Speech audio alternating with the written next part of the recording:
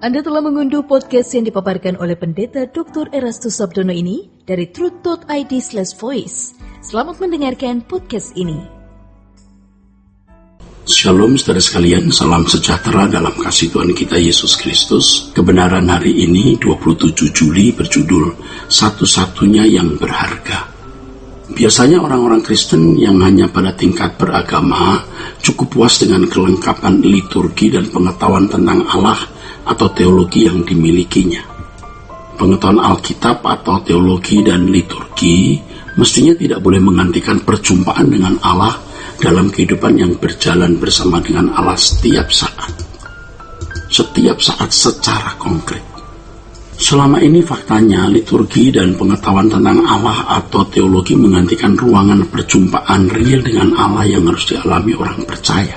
Hal ini berpotensi besar dan faktanya demikian sudah terjadi di mana agama atau kegiatan kerohanian menjadi bisnis atau lahan mencari keuntungan atau lahan untuk mendapatkan keuntungan. Dalam hal ini liturgi dan teologi bisa dijual atau menjadi komoditas guna memperoleh keuntungan. Mestinya liturgi dan teologi, tentu teologi yang benar, menjadi salah satu kendaraan seseorang mengalami perjumpaan dengan Allah. Mestinya ya. Tetapi kalau liturgi dan teologi menjadi tujuan, maka Allah tidak pernah dijumpai. Allah hanya menjadi wacana dan fantasi orang beragama. Kedalaman hubungan atau keintiman hubungan dengan seseorang tergantung intensitas hubungan kita dengan orang tersebut dengan segala kepentingan yang terkait di dalamnya. Semakin intim atau kedekatan kita dengan seseorang, maka kita semakin masuk wilayah hidup orang itu. Atau sebaliknya, ia semakin masuk wilayah hidup kita. Demikian pula skema hubungan kita dengan Allah. Semakin kita memiliki keintiman atau kedekatan dengan Allah, kita semakin masuk wilayah hati Allah. Dan tentu hal ini terjadi kalau kita membuka ruangan atau wilayah hidup untuk dia secara proporsional. Faktanya tidak banyak orang memiliki keintiman dengan Allah, sebab tidak membuka ruangan hidupnya secara patut ya bagi dia. Orang yang menyediakan ruangan yang terbatas untuk Allah tidak akan pernah memiliki hidup dalam normalitas sebagai orang percaya yang benar. Ya, seharusnya orang percaya menyerahkan seluruh wilayah hidupnya atau seluruh ruangan hidupnya hanya untuk Allah. Ya, hanya untuk Allah. Banyak orang lebih membuka ruangan hidup atau wilayah hidupnya untuk kesenangan menikmati fasilitas materi dunia dengan segala hiburannya. Orang-orang yang menjadikan Tuhan sebagai satu-satunya kebahagiaan hidupnya adalah orang-orang yang membuka wilayah hidupnya untuk Tuhan. Kalau yang dibukanya sebagian, maka Tuhan tidak akan masuk, kecuali memang orang tersebut belum dewasa ya saudaraku. Tatanannya adalah bahwa kita tidak dapat mengabdi kepada dua Tuhan. Kita memberikan seluruh hidup kita atau tidak sama sekali. Jadi pilihannya seluruh hidup, segenap hidup atau tidak sama sekali. Tidak ada paket setengah-setengah. Tidak ada paket boleh memberikan sebagian hidup kita untuk Tuhan. Allah adalah Allah yang berdaulat, yang mengendaki agar kita hidup dalam kedaulatannya secara mutlak. Tentu hal ini tidak dipaksakan saudaraku. Kita harus rela memberi diri hidup dalam kedaulatan Allah secara mutlak agar kita bisa menempatkan diri secara benar di hadapannya dan menempatkan Allah sebagai satu-satunya yang terhormat di dalam hidup kita. Sesungguhnya kesempatan untuk masuk wilayah Allah artinya memiliki hubungan yang eksklusif dengan Allah adalah kehormatan. Dan hal ini mempersiapkan kita untuk masuk rumah Bapa. Kita harus berani menginvestasikan segenap hidup kita tanpa batas untuk itu. Kita harus rela kehilangan segala sesuatu, apapun dan siapapun demi membangun relasi yang eksklusif dengan Allah. Memang untuk membangun relasi tersebut tidak boleh ada sesuatu atau seseorang yang ada di tengah-tengahnya atau menghalangi eksklusivitas relasi dengan Allah. Ya, yang seharusnya menjadi satu-satunya yang berharga dalam hidup ini.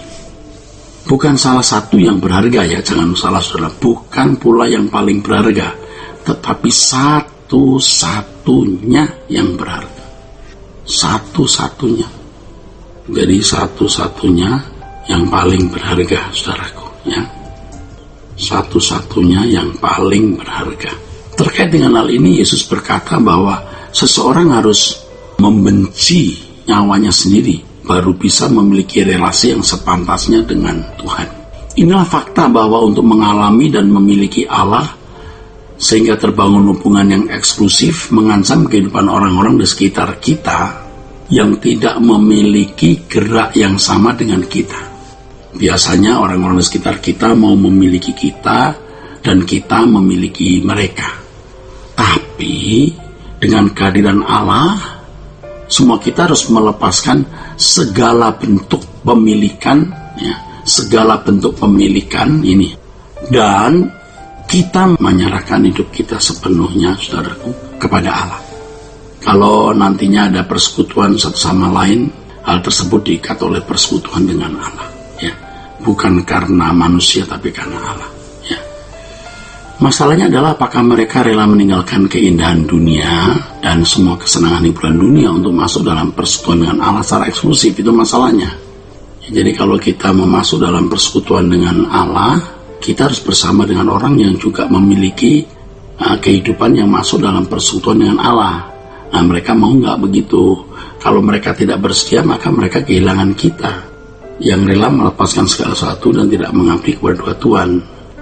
Mereka kehilangan kita. Sejak seseorang kehilangan segala sesuatu guna bersekutu dengan Allah, maka ia mulai tidak nyambung dengan orang-orang di sekitarnya. Sebelum masuk dalam persekutuan dengan Allah, kita itu bisa menyatu dengan mereka dalam berbagai percakapan atau perbincangan. Bisa menyatu dalam berbagai percakapan dan perbincangan, tetapi setelah bersekutu dengan Allah, maka terjadi ketidakcocokan dan ketidakharmonisan dengan mereka. Ibarat sebuah frekuensi tidak tune lagi. Sehingga terjadi ketidaknyamanan ketika berbincang-bincang, sebab spirit di antara kita dengan mereka sudah jauh berbeda. Hal ini karena interest masing-masing sudah berbeda. Dari hal ini terjadi perpisahan atau pemisahan yang tidak bisa dielakkan, tidak terelak. Hal ini bisa terjadi dalam hubungan pertemanan, persahabatan, sampai pada hubungan dalam lingkungan keluarga. Itulah sebabnya menjadi tanggung jawab kita untuk mengajak orang di sekitar kita yang paling dekat untuk memiliki cara hidup yang sama. Cara hidup atau prinsip hidup yang sama, supaya kita bisa pulang ke surga bersama-sama. Bersekutu bersama-sama di bumi dan bersama-sama pulang ke surga. Kiranya kebenaran hari ini, saudaraku, memberkati kita sekalian. Sola Gracia. Untuk berlangganan renungan harian dalam bentuk cetak, silakan hubungi Truth Literatur di nomor telepon 0878 7870 7000. Untuk mendapatkan CD khotbah, MP3 Renungan Truth, dan CD album lagu produksi Sola Gracia, Anda dapat menghubungi di hari dan jam kerja di nomor telepon 021 638 60953. Tuhan Yesus memberkati. Sola Gracia.